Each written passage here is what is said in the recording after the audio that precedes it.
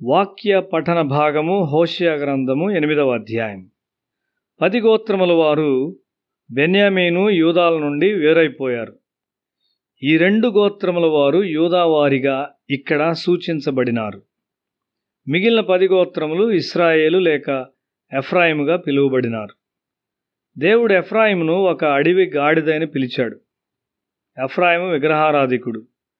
తనను విడిచిపెట్టిన వారి విషయమై దేవుడు చాలా తీవ్రంగా మాట్లాడుతూ ఉన్నాడు. హోషేయ గ్రంథము 8వ అధ్యాయం 7వ వచనములో, వారు గాలిని విత్తియున్నారు గనుక ప్రళయవాయువు వారికి కోతయగును.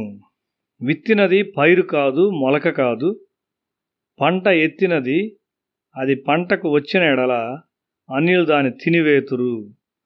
వారు పైపైన స్వేచ్ఛను అనుభవిస్తున్నారు. దేవుని చిత్తములో లేనివారు పైపై స్వేచ్ఛను అనుభవిస్తారు. అయితే సాతాను వారి నాశనమును గూర్చి ప్రణాళిక చేస్తూ ఉంటాడు. ప్రజలు దేవుని విడిచిపెట్టినప్పుడు వారు గాలిని విత్తుట ప్రారంభిస్తారు. మీరు ప్రళయ వాయువును ఒక దినాన కోస్తారు. ఏ విషయమును ఎంత మాత్రము వారి చేతుల్లో లేనట్లు వారు కనుగొంటారు. వారిని వారు సాతాను చేతులకు అప్పగించుకుంటారు. దేవుని ప్రాథమిక సత్యాలను విడిచిపెట్టి సంఘములను కట్టినప్పుడు అవి పాపపు స్థలములుగా తయారవుతాయి. హోషేయ గ్రంథము 8వ అధ్యాయం 11వ వచనము, ఎఫ్రాయిము పాపమునకు ఆధారముగు బలిపీఠములను ఎన్నెన్నో కట్టెను, అతడు పాపము చేయుటకు అవి ఆధారములాయెను. దేవుని సత్యముతో ఆరాధించుటకు నీవు సత్యమును తప్పక ఎరిగి ఉండాలి. సత్యము తెలియని ఒకడు దేవుణ్ణి సత్యములో మరియు ఆత్మలో ఆరాధించుటకు ఇతరులను నడిపించలేడు. ఒకడు నిజముగా తిరిగి జన్మించినప్పుడు అతని మనస్సు ఆత్మ ప్రత్యక్షత ద్వారా బోధించబడును. అతని ప్రార్థనలు ప్రవచనములుగా ఉండును. నిస్సందేహముగా అతడు సాతాను దాడి కలిగి ఉంటాడు. అయితే అతడు దేవుని యందు నమ్మిక ఉంచి ఇంకా దేవునికి సమీపముగా ఉంటే సాతాను అతన్ని విడిచిపెట్టును.